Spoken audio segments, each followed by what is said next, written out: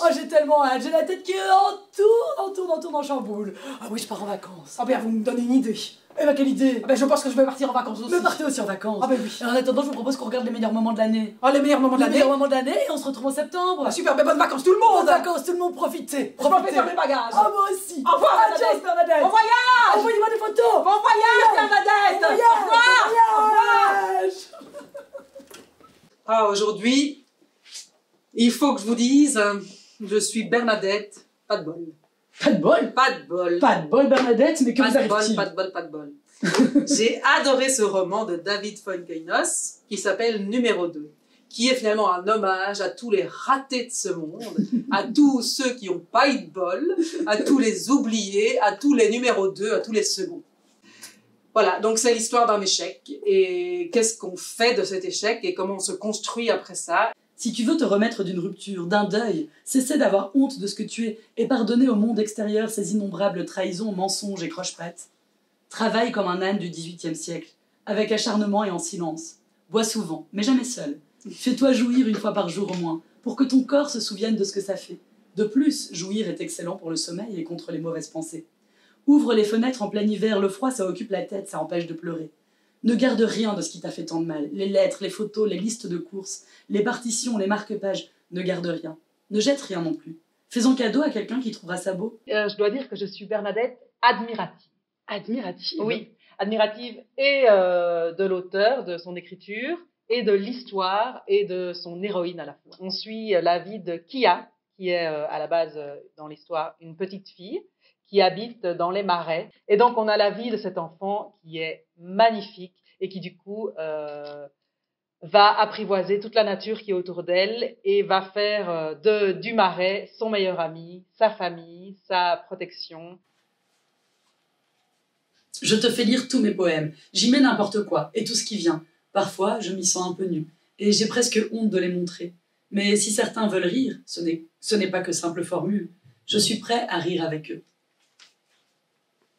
Les petits bonbons. De petits bonbons, exactement, comme des petits chocobons qui font sous la langue.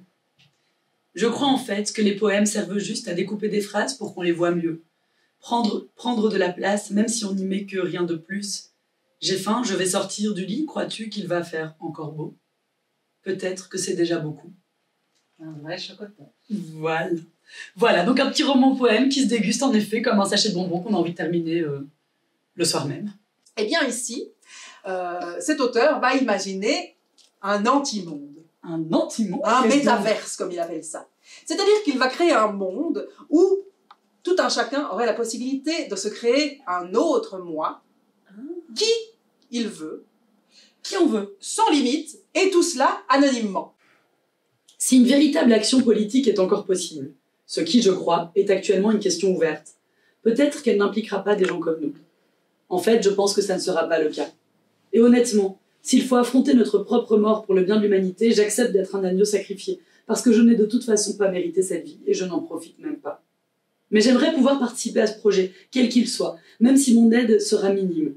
Donc c'est l'histoire de Zoc, qui est une enfant, qui a un pouvoir, qui va être handicapant et dont elle va faire une force. En fait, il se fait que ses cheveux absorbent l'eau. Mais c'est merveilleux. Mais toute l'eau. Je veux dire, si Zoc met ses cheveux, sa natte dans la mer la mer est sur sa tête. Ah, derrière sa tête, elle traîne la mer. Ah, c'est pas pratique. Les océans, les rivières, les lacs, les flaques, les gouttes, tout. Tu as écrit sur un bout de papier pour le garçon blond « Je t'aime ». Et toi, tu m'aimes? Les amis du garçon blond t'arrachent le bout de papier au moment où tu le tends au garçon blond. Tu les poursuis dans la cour de récréation. Tu ne veux pas qu'ils lisent ce que tu as écrit. Ils sont plus âgés que toi, donc ils courent plus vite que toi. Ils crient que le garçon blond a dit qu'il n'aime pas les filles noires. Ils crient fort. Tu penses à ton chat qui est noir et tu n'as pas l'impression de ressembler à ton chat. Le garçon blond n'aime pas les filles noires. Il dit que tu es une fille noire, donc tu es une fille noire, mais tu veux quand même récupérer le bout de papier. Donc c'est un roman qui a l'air très noir, je vous le concède, mais c'est toujours malheureusement de la noirceur que naît la lumière. Et là, je peux vous dire que c'est un sacré bout de femme qui va mener vraiment son bateau toute voile dehors et qui est d'une force incroyable. Je suis Bernadette aujourd'hui, impatiente. Ah. Impatiente comme le titre de ce livre. C'est un livre de Jaili Amadou Amal. Et c'est donc un roman polyphonique qui retrace l'histoire de 3 femmes au Sahel. Et à chaque fois, on va suivre la destinée d'une de ces femmes dans les conditions du mariage forcé. Mais je trouve que la façon dont le roman est décrit nous montre aussi à quel point, dans n'importe quelle société, quelle que soit la société dans laquelle on vit, en tant que femme, on subit des oppressions, etc., contre lesquelles on ne peut rien. Et en effet, c'est surtout cette espèce de solidarité qui est brisée par le patriarcat. Et je pense que ça, c'est vrai aussi dans nos sociétés. On est vraiment à fond dans les voix de ces femmes. On est vraiment avec elles. C'est très, très beau. Ça nous descend. Pour Marin, Ida et tous les enfants, soyez libres d'être vous-même, riez, dansez, aimez. Oh, c'est beau. Figurez-vous, ma chère Bernadette, qu'aujourd'hui, j'ai des petits papillons dans les yeux et des petits battements de cœur. Je suis Bernadette, loveuse. Ouh. Loveuse, totalement loveuse. Anne-Fleur Moulton a écrit Les Nuits Bleues et raconte dans Ces Nuits Bleues sa rencontre avec Sarah. Sarah, elles se sont croisées à une soirée avant le confinement. Elles se sont plues. Sarah était en couple, elles ont papoté, bu un cocktail, et puis plus rien. Mais notre fameuse Sarah est célibataire et écrit à Anne-Fleur. Commence alors une correspondance de plus en plus enflammée pendant ce confinement qui nous coinçait tous chez nous, et le début d'une histoire d'amour sans même se voir, sans même se toucher. Mais c'est rien, Clémentine. C'est normal d'être attiré par d'autres personnes. On n'est pas des robots. Si je me rends compte que j'aime les chicons, ça va pas changer ma vie. Là, en l'occurrence, tu t'es rendu compte que t'aimais les moules. Mais bon. Tu étais une petite fille très féminine, je regarde les albums et vraiment, je ne vois pas. L'homosexualité existait dans notre univers, nous étions ouverts quand même. Tu te souviens, ta chef scout était lesbienne. On te paie le train pour en discuter avec nous si tu as besoin. Ma fille, je t'aime. Je crois que je t'aime encore plus depuis que je sais ça. J'ai mis du temps à le comprendre, mais je sais bien aujourd'hui que l'homosexualité est avant tout un enjeu identitaire.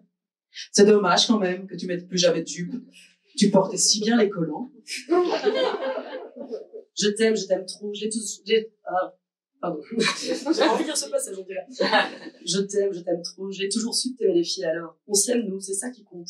Tu peux bien coucher avec une fille de temps en temps si tu veux, mais moi je t'aime tellement. Je peux pas vivre sans toi, je peux pas vivre sans toi. T'es sûre? Ouais, vraiment sûre?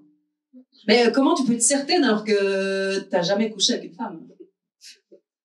Je trouve ça beau que tu aies le courage d'être toi. C'est une sacrée liberté d'être, un modèle différent, une richesse que tu offres à mes enfants. Maman, tu vas pas partir avec une fille, hein? Je veux pas partir l'année de mes 10 ans. C'est mon âge préféré, 10 ans. Tu l'aimes, papa? Vous êtes pas triste? La vie, elle est vraiment trop nulle depuis Pâques. Est-ce que ça ira mieux après mon anniversaire? Maman, ça existe, la dépression des enfants? Maman, tu me lis Harry Potter ce soir? Je veux pas avoir de psy pour en parler. Je veux juste être normale. Je veux une vie normale. J'ai mes doudous pour parler. Regarde, maman, j'ai construit une école Plémo. Maman, vous allez bien avec papa? Nous, on s'aime tous les 3, papa et toi. C'est la lesbienne et le prince charmant. Oh, mon Gavroche, c'est beau comme tu parles de tout ça. T'inquiète, t'as lu des pentes. T'as encore des années devant toi. Moi, je suis bientôt périmée. Il me reste plus que 10 ans sur le marché de la bonne meuf. C'est quand même une sacrée bonne nouvelle d'avoir envie de faire l'amour. Putain, je comprends pas. Non, mais si tu kiffes Kate Winslet, je comprends pas pourquoi t'as jamais eu envie de coucher avec moi. T'en fais pas, Clémentine. Tout le monde t'adore. Tu seras jamais seule.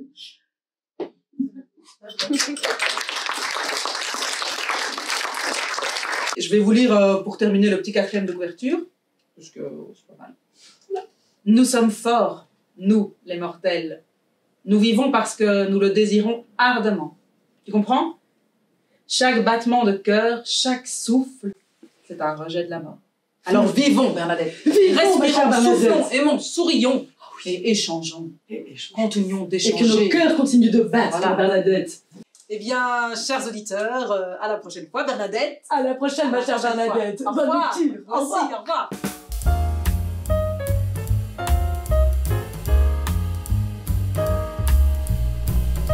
T'es allé? Oui, c'était bien. Je vais